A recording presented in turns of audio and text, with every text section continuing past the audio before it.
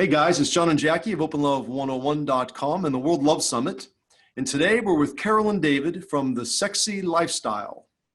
This is one great couple. We've had so much fun with them in New Orleans and other places where we run into you guys. How are you doing today? We're doing great. Great. Thank you for having us. We're so happy to be part of your World Love Summit. I think it's wonderful, and we're so happy to be here. I guess the last time we met, we crowned you the king and queen of Naughty in Orleans, didn't we? Yes. Yes, the passing of the crowns. Yes. Passing of the crown. The doppelgangers. Everyone got us I know. up, right? Like next year they'll be calling me David. Yeah. I thought it was a very nice I compliment. take it as a compliment when people call me John. It's all good. So good. And I would if they called me David as well. So, All right. so tell us a little bit about you guys, your radio show and what you have going on these days. Well, we have a whole bunch of things happening, all new for us, which we already have our radio show called The Sexy Lifestyle with Carol and David, which has been going for almost 2 years now. We're coming up to our 100th episode, and we have 400,000 listeners in 60 countries around the world. So our show is really well received. Everyone wants to hear what we have to say. We have a whole bunch of fun talking about sex and sexuality, opening up dialogue so that other people will feel comfortable talking about sex and sexuality amongst themselves. Yeah. And, we've been swingers for a long time, like you guys. It's been 10 years. And as we talk to people, they just want to know more. And there's so many people out there who don't know what they don't know. And that's why we feel our radio show has gotten so successful, because there's so much great dialogue. And you guys have great guests on your show. We have amazing experts on our show. And they're all giving out credible, good information. And now our radio show has turned into a network, and we're going to be launching in September, October, with 25 shows, all about everything related to, like Carol said, sex, sexuality, sex education, relationships. And hopefully we'll be the one-stop shop for everything related to sex. Certainly when it comes to talk radio, we'll be the only talk radio platform dedicated to sex education. Yeah. Yeah, we're looking forward to that. It's exciting. You've been swingers for 10 years now. How did you guys meet, and how long were you together before you got into the lifestyle? Tell us a little about that, your history. Well, first we have a great story, because Carol's ex-husband is married to my ex-wife. Oh, wow. What? Okay, you have to tell that story. And we weren't swingers then. Go ahead, Anne. No. I guess it's about 13 years ago now. We were neighbors and friends, and actually our exes decided they wanted to be together, and they dumped us on the same day. So Dave and I became very good friends, close friends, fuck friends, and helped each other through our mutual divorces. And eventually we became a couple. And of course, now we're married, and we've been together ever since. So it's been over 13 years that we've been together, married for the last 5 years. We had our 5th anniversary this year. And then after we got through our divorces, we decided to take a little vacation to Temptation, because it was an adults only place. And we just happened to meet up with a couple from Amsterdam who told us about the swinging lifestyle, and we became more and more intrigued. And then 2 or 3 nights later, they invited us back to their room, and we played a little bit. And then one thing led to another, and we've never looked back since. We've been swingers ever since. And that experience you had, that first experience, were there any kind of odd emotions? Were you just both like, wow, this is perfect? Or did you feel uncomfortable? Or? Well, we had been together for 2 years, and we had decided when we got together that we were going to learn the lessons from our previous marriages that did not work out. And one of the main lessons that we learned was about honesty and openness and communication. So from day one, the get-go, we decided we are going to tell each other everything, how we feel, what we want to do, what we don't want to do. And so we already had 2 years of practice of that before we fell into the lifestyle. So we were kind of all set with the communication part. And we were so curious when we met that couple on the beach that we really wanted to know more. And we talked together amongst ourselves. Every night we went back to our room and we said, holy fuck, Wow. like, can you believe that this exists out there? Would you, could you, should we? And we were pretty, open sexually to start with. After we got divorced, I'm pretty sure, friends with benefits, exponentially large was part of our world. And one thing led to another. And ever since we found this new us, we realized it was who we should be in the first place. So you mentioned friends with benefits prior to getting involved with this couple. What does that mean exactly? Because we've talked to couples all the time that they do things that I have always considered being in the swinger lifestyle, but they really don't. You know, having friends over and having a little playtime or something like that. They just, especially younger people, they don't consider themselves swingers, or they're just hanging out with their friends having sex. Yeah, no, when Carol and I first got divorced, we were dating other people. We weren't a couple. I was out dating people and she was dating people. We'd come home, like we weren't living together, and we tell each other our little stories, our fantasies, our sexcapades that happened. And that just, you know, enhanced our communication, our relationship. And then one day we decided, okay, you know, we really are for each other. I mean, I paid her a couple of $100,000. I said, you know, look how beautiful she is. You know, a guy like me doesn't just end up with a woman like that. It's like you and Jackie. Thank you, honey. Thank you so much. No, really, we actually were less and less interested in other people as time passed, and we got more and more close.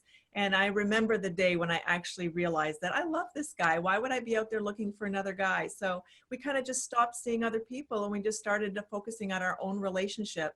Even though we had been having fun, that's when he said friends with benefits. We were friends and we were having the benefits as we were still dating other people out there. But the day came and we said, you know what, let's just do this. And so we've been together like wholeheartedly ever since. Yep. That's a great story. You know, one of the biggest questions that we get is, why bother getting married if you're going to just be having sex with other people? So, you know, when you tell your story, we decided that we really enjoyed each other's company and we liked kind of that one-on-one. So why did you guys get married? That is a very good question. Great question. It starts with six kids. So we each had our own home when we first met each other after the divorce. He was a single dad. I was a single mom. Me with my 3 kids, him with his 3 kids. When we decided to join forces, sell his house and move into my house at the time, that was a choice we made. We decided to do it. David surprised not the story, me. Not the story. That is not the story. Oh my goodness. Carol had said, just like you, Jackie, you know, why should we get married again? And you know what, we can live together. We can do all this fun stuff. And, you know, with the kids and everything, I felt, you know, it would be fun to be married. So without telling Carol, I went with my daughter and I bought a ring. We chose a ring. My daughter, Emily, came with me. Then we had a group that we were bringing to hedonism. Mm-hmm. And we had, 30, 40 couples with us. The resort was full. There was 300 or 400 people. We were up on stage. Dr. Jess was there. And after we welcomed everybody to be there, I got down on one knee and proposed to Carol in front of all 350 people at hedonism. Exactly. Yes. Well, I was going to get to that part of the story. Saying that we were moving in together. I was going to get there. You beat me to it. It's okay. Exactly. So our marriage, our relationship really got entrenched at a beautiful lifestyle resort like hedonism. And it's part of our world. And every time we experience other people in the lifestyle, it makes our couple and our world so much better. And you guys know, like us, that the lifestyle isn't about fucking other people. It's about meeting other great people and having amazing people to have great conversations and a lot of sexy fun with. Yes. And if you have sex, that's great. That's a bonus. That's just the cherry on top. Yes, we definitely agree with that. Yeah, exactly. So you guys, when you talk about your children, were they young, teenagers, adults at that point? At the time, I think they were aged, I'm going to do some math here in my From head. 3 to 13. 13. Yeah. Oh, Yes. okay. Wow. Right. That long ago. So, because now they're 16 to 26, so it's easy math now. Do your kids know about your lifestyle? They do, absolutely. For the last 6 years, we've been open in the lifestyle. We had a dating site at one point, a local dating site in the Montreal area, and we wanted to tell them about it so they wouldn't find it out from any other friends or neighbors who might also have found it. You know? I mean, we live in an open, honest relationship, and we didn't want the kids to find out from someone else and them say, hey, how come you haven't been honest with us? So we told them, and we said, now that we told you, we can't untell you. But kids don't even want to know their parents are having sex. So they haven't asked very much. As they're getting a little older, They're asking a little bit more about, you know, our website. We've written a movie for Hollywood. They want to know a bit more about that. They've read the script. They want to know about our radio show, and we sell a blanket. You know, they come here, they see our blanket that we sell on Amazon. So the Throes of Passion, we'll give a little plug here.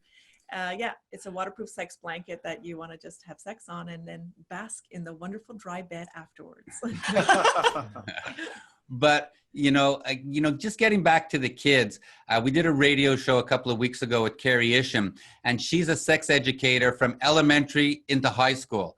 And she was talking about how important it is for kids to know that it's okay to talk about sex and sexuality.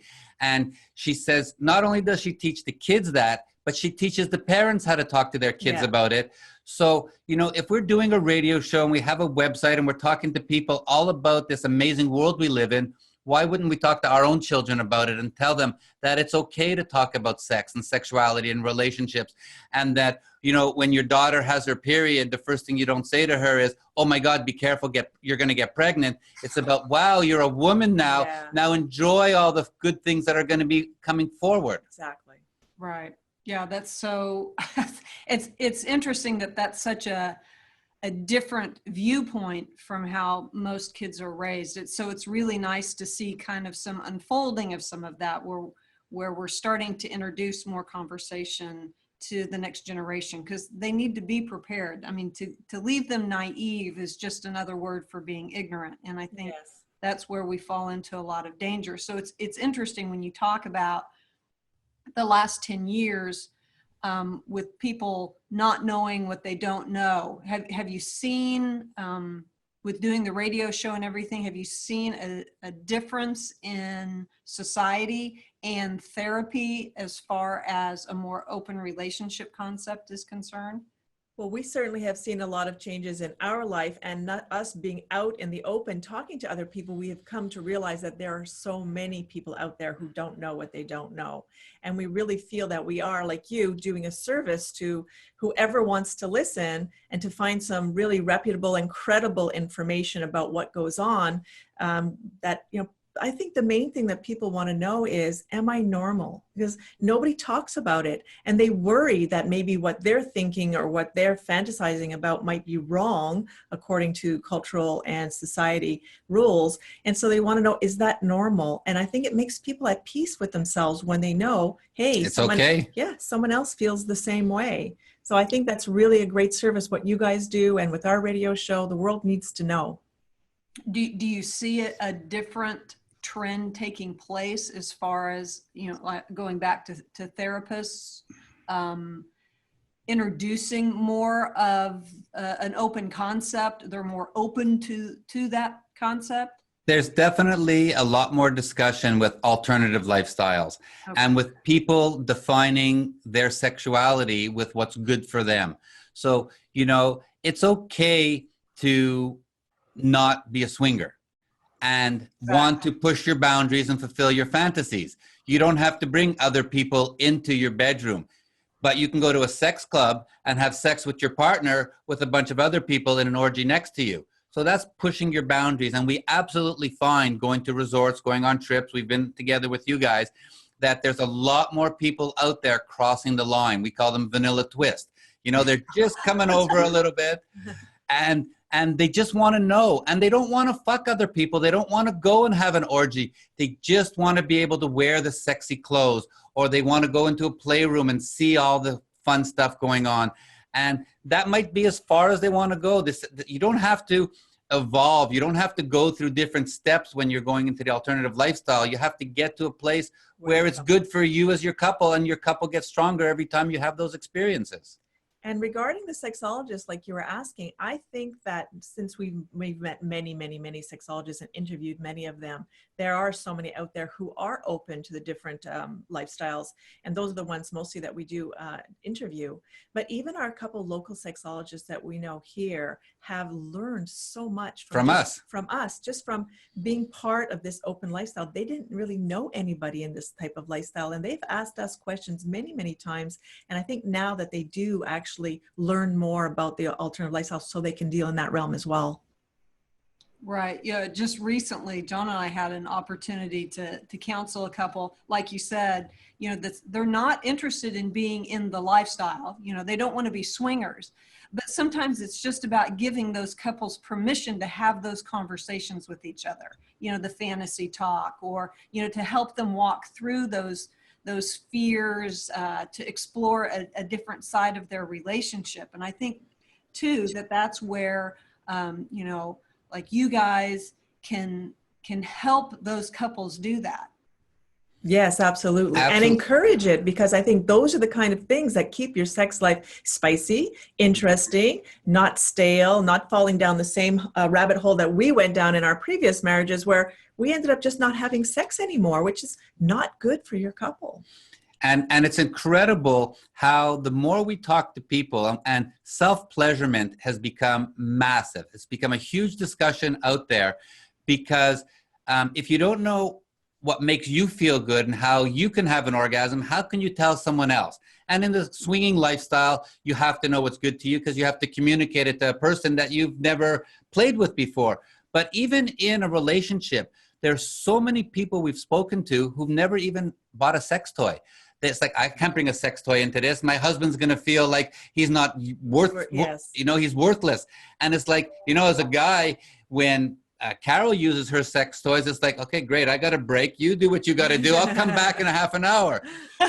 And Carol learns what makes her come faster, have more orgasms, and she tells me, and then we do it together. And we're always evolving our sexuality. And people, and there's so many great sex products out there, pleasure products. The womanizer is fantastic, but bringing those toys into a relationship that might be 25 or 30 years old changes the dynamics immediately, because now it's just not missionary position on your bed that you've been doing once a month for 25 years. But we change, our bodies change, our thoughts change, our ideas and what we need and what we want change over time. So you have to keep exploring. We're exploring all the time. So how do you think we can get this message out that it's okay to embrace our sexuality? I think we're doing our part. Anyways, we're talking a lot about it, but I think everybody listening can start by just mentioning it, just talking about sex. I can't even remember who it was that we interviewed that said you can do one little thing, for example, on social media. When you see somebody's been on vacation and they're having a great time, and you can see their wonderful vacation photos on social media, if you just put a little comment saying, I hope you had great sex, it just makes it okay to talk about it. And people don't even know they can do that. And that one little thing opens up a dialogue for maybe many people who have been following that couple on vacation.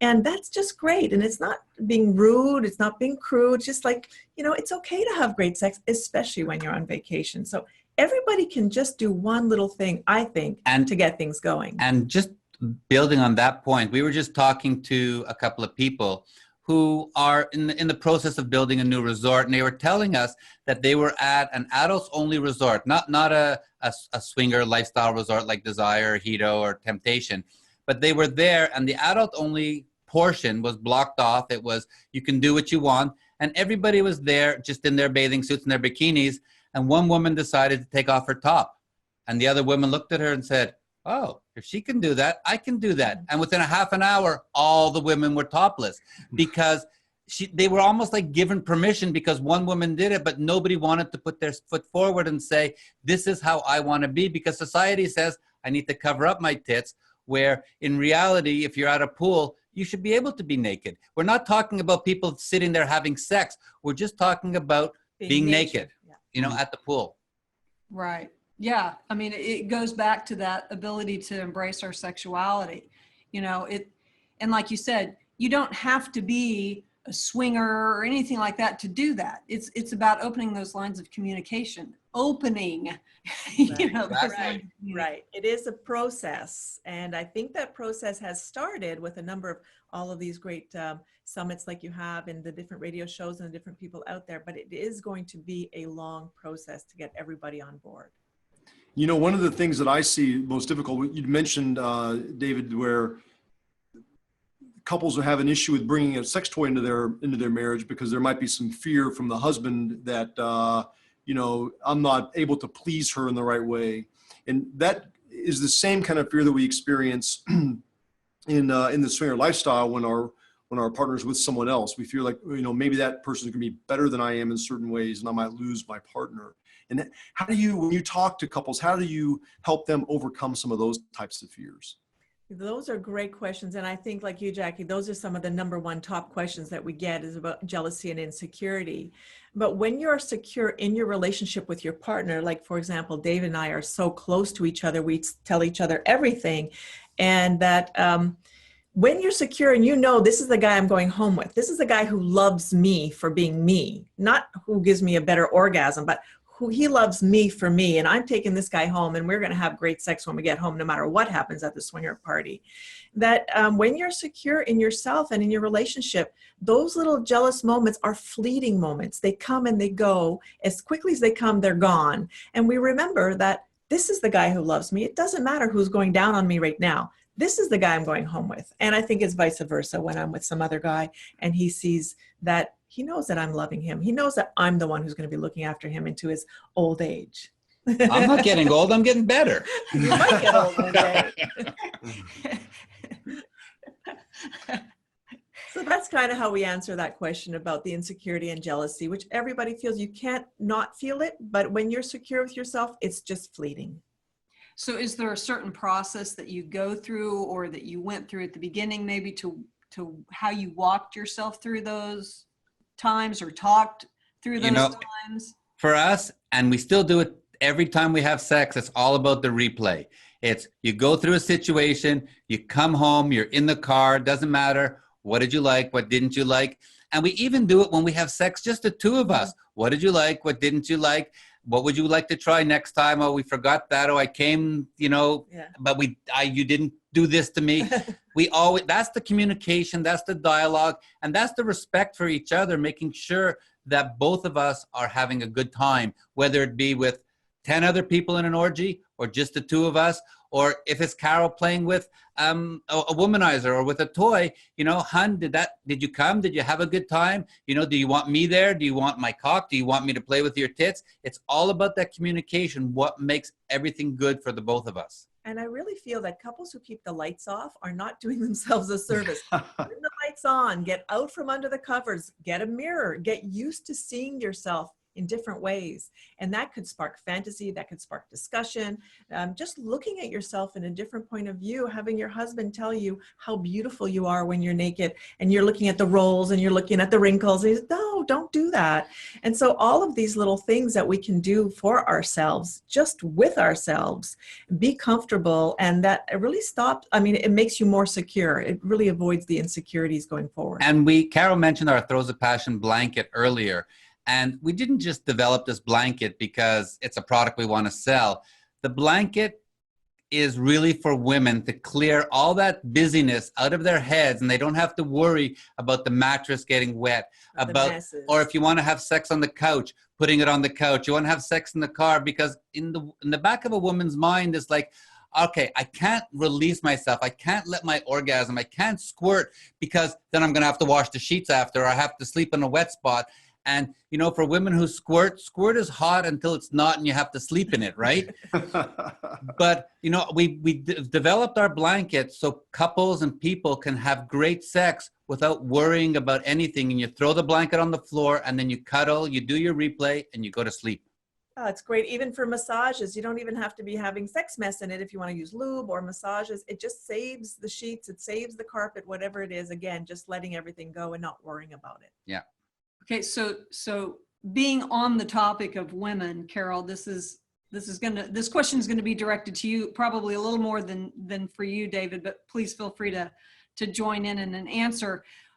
In dealing with the feminine side of the swinging and this kind of creating a village mentality, what would be your message or your idea of how to get in touch with women from the standpoint of being able to be okay being who they are from a sexual standpoint? Well, I think there's been a lot of taboos and shame put on women through the years. I mean, as soon as they became, like David said, their first period comes and, oh, there's a big problem here. Now you can get pregnant. No, you shouldn't be having sex. And it's always the women who are not supposed to be having sex and it's okay for the guy and not okay for the girl. So just talking about that and getting it open, that we are just as sexual as men. We are just as wanting and needing sex for our own well-being, and we're not different in any other way.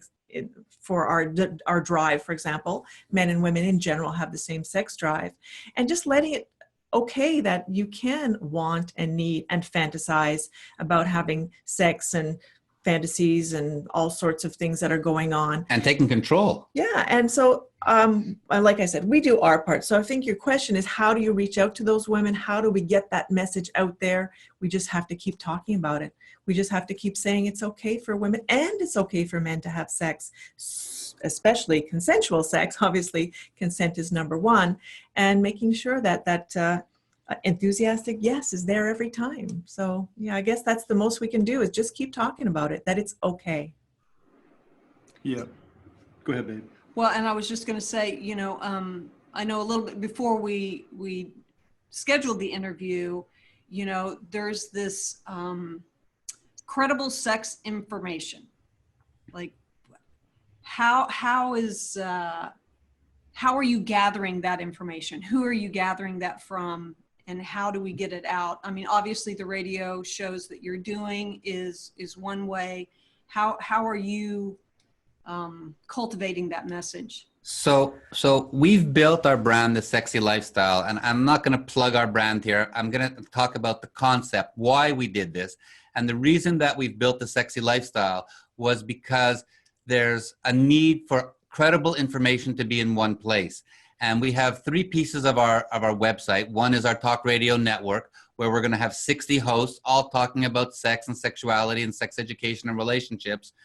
But our biggest section is our Great Sex Academy.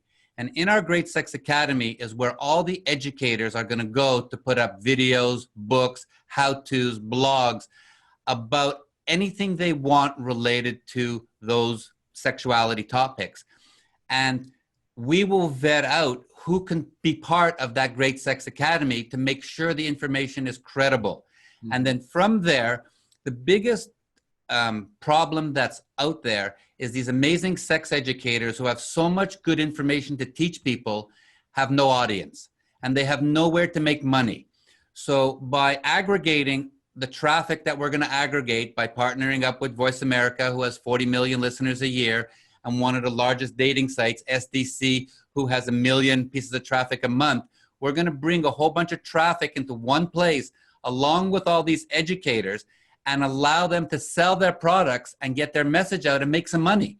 So by doing that, we hope that people will come to The Sexy Lifestyle to get credible information. And the website is all free. There's no charge. Educators can come on for free. The hosts have their shows up on Voice America and our talk radio network. And then we have the business pages where businesses can put up anything they want to talk to the world of sexuality as well. So we don't think there's any other platform out there that's going to put together credible information, have a talk radio network and the business pages. And our goal is to have this village. And, if someone comes to us and said, I'll come to your village, but, my competitor can't, well, they don't belong in our village, because our village is about everybody. All the dating sites, all the sex educators, all the travel agents. All the so businesses. The people out there who don't know what they don't know can come to The Sexy Lifestyle and get that good, honest, credible information. And decide for themselves which of the websites or which of the platforms are good for them. They can see all of the different things. And how they want to celebrate their own sexuality. Our website is not about swinging. It's about sex, sexuality, sex education, and relationships. And even though we're experts in the swinging lifestyle, because we've been swingers for so long, we're actually connectors in the world of sexuality. We are not sexologists, we're not psychologists, but we love to bring all those people together in one place so that the message can get out to the world and everybody has a place to go for that credible information that we all need. That sounds I love great. that. Yeah. Has it launched yet? Not quite yet. It's in beta. So our website's live. It's a huge albatross. The more information we put in, the more it wants. Yeah.